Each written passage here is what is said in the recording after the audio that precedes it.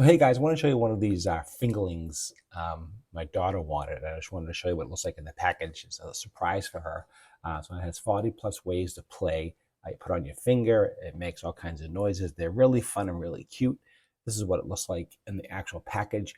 So it reacts to touch, motion, and sounds. So it's a little baby monkey, as you can see here. And this one is what she wanted, this specific name. This is for 5+ for the age, just so you know.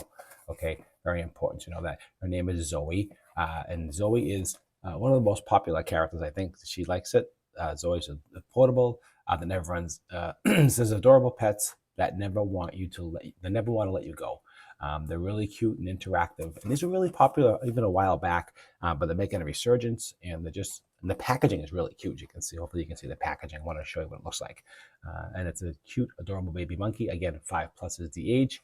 And I like this packaging. Hopefully they'll keep the packaging. It really makes the whole presentation really, really cute. So I just want to show you what it looks like. Again, the baby monkey fingerlings, and they're really super popular this year, especially for the holidays. So just want to make a video and just show you what it looks like in the package.